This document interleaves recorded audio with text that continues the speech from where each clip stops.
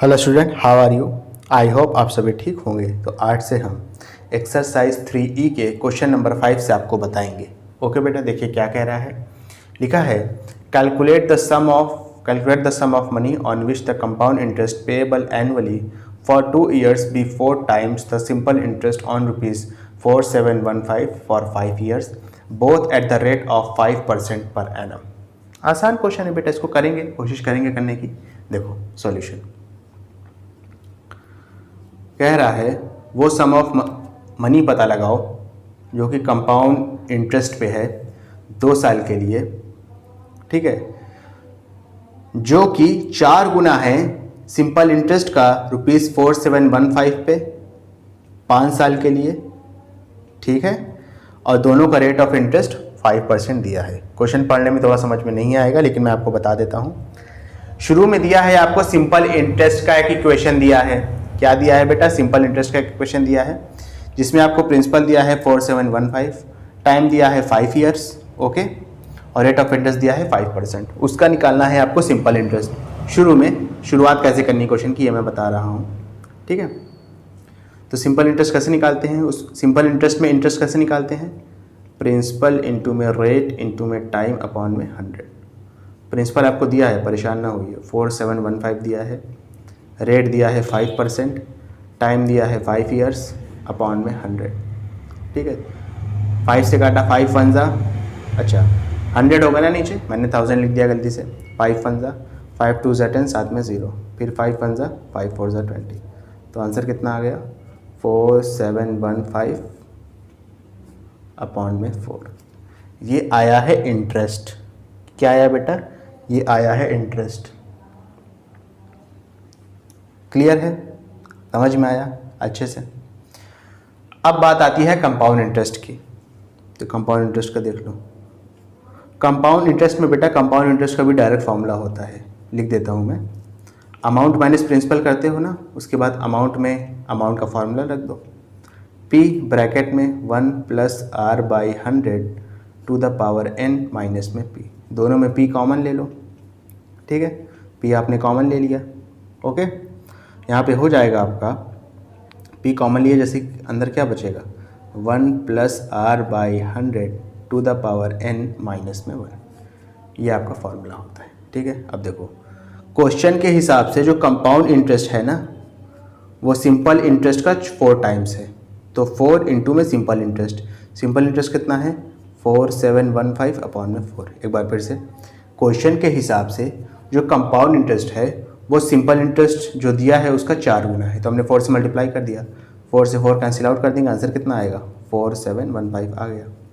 तो जो ये वाला फॉर्मूला है ना, इसमें कंपाउंड इंटरेस्ट की जगह हम क्या रखेंगे बेटा? 4715 रखेंगे। क्लियर है ना? चलिए रख दीजिए 4715।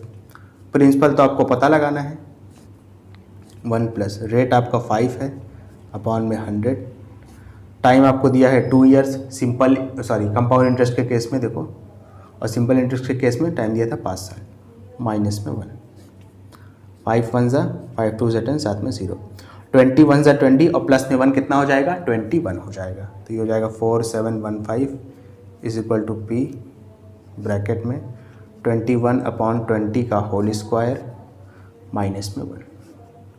इसको तो मैं कई बार करा चुका हूँ। 21 का स्क्वायर कितना होता है? 441 होता है। 20 का स्क्वायर 400 होगा, तो इधर देख लो। तो 4715 इज इक्वल टू P यहाँ पे लिखेंगे, ये हो जाएगा 441 अपॉन में 400 माइनस में 1। 400 को 1 से मल्टीप्लाई करा देंगे तो हो जाएगा 4715 is equal to P into में 441 माइनस में 400, इसको ब्रैकेट में ही रखेंगे, अपॉन में 400 हो जाएगा। क्लियर है? 441 में से 400 को माइनस करेंगे तो 41 आएगा। तो 4715 is equal to P into में 41 अपॉन में 400। शिफ्ट कर देंगे क्रॉस मल्टीप्लाई करके, तो हो जाएगा 4715 इज इक्वल टू 400 इधर गया, ओके, 41 को आप नीचे ले आए, इज इक्वल टू P हो गया। क्लियर है? अब देखो आपका जो 41 है ना, ये एक प्राइम नंबर है, तो जाहिर सी बात है 4715 जो होगा आपका, ये 41 से डायरेक्ट जा रहा है। जब आप इसको डायरेक्ट काटोगे ना तो आंसर आएगा, कितना आएगा आंसर आपका? 115 आ जाएगा। ओके, और 115 को आप 4 से मल्टीप्लाई कर दो, आपका आंसर आ जाएगा। क्लियर है? कितना आएगा? ये हो जाएगा आपका 4 को 15 से करेंगे तो हो जाएगा 60, फिर 4 1 ज़ा 4 और साथ में 00, कितना आ गया? 46,000 आ गया। क्लियर है अच्छे से? तो जो आपका कंपाउंड इंटरेस्ट के केस में जो प्रिंसिपल होगा ना, जो सम ऑफ मनी आप लोगे शुरू में, वो कितना हो जाएगा? कंपाउंड इंटरेस्ट के केस का बता रहा हूँ, 46,000 हो जाएगा। क्लियर है अच्छे से? कोई दिक्कत वाली बात तो नहीं है? बात है तो बता दो। चलिए, इसके बाद स्टूडेंट अपना नेक्स्ट क्वेश्चन करेंगे, समझेंगे थोड़ा सा। देखो बेटा क्या लिखा है, लिखा है a sum of money was invested for 3 years, interest being compounded annually. The rate of successive years were 10%, 15% and 18% respectively. If the compound interest for the second year amounted to rupees 4950, find the sum invested. आसान question है बेटा, इसको समझेंगे थोड़ा सा। Solution okay, समझिएगा बेटा, समझना बेटा, आसान क्वेश्चन है। आपको फर्स्ट ईयर का इंटरेस्ट दिया हुआ है 10%, आपको सेकेंड ईयर का इंटरेस्ट दिया हुआ है 15%, ओके, और आपको थर्ड ईयर का इंटरेस्ट दिया हुआ है 18%। क्लियर है अच्छे से? आपको शुरुआत का प्रिंसिपल नहीं दिया है, जिसको कि आप मान लोगे x, ओके। अब जाहिर सी बात है, हर साल के लिए अलग अलग इंटरेस्ट दिया है, तो हम सिंपल वाला फार्मूला अप्लाई करेंगे। कौन वाला? सिंपल इंटरेस्ट वाला। निकाल रहे हैं कंपाउंड इंटरेस्ट ही, लेकिन फार्मूला अप्लाई करेंगे सिंपल इंटरेस्ट का। क्लियर है? फाइंड द सम इन्वेस्टेड, आपसे प्रिंसिपल की वैल्यू पूछी गई है, ठीक है। तो आप लिखोगे for first year. First year के लिए क्या हो जाएगा बेटा? इंटरेस्ट कैसे निकलेगा? प्रिंसिपल इनटू में रेट इनटू में टाइम अपॉन में 100।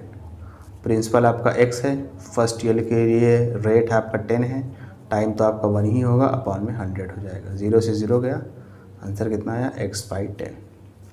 अमाउंट कितना हो जाएगा बेटा? प्रिंसिपल था x, इंटरेस्ट आया है x/10, 10 को x से मल्टीप्लाई करेंगे तो हो जाएगा 10x, उसमें जब x जोड़ेंगे तो कितना हो जाएगा? 11x अपॉन में 10। फिर फॉर सेकेंड ईयर की बात होगी, ठीक है। परेशान ना होइए, थर्ड ईयर तक नहीं जाना है, क्योंकि सेकेंड ईयर का इंटरेस्ट आपको दिया हुआ है।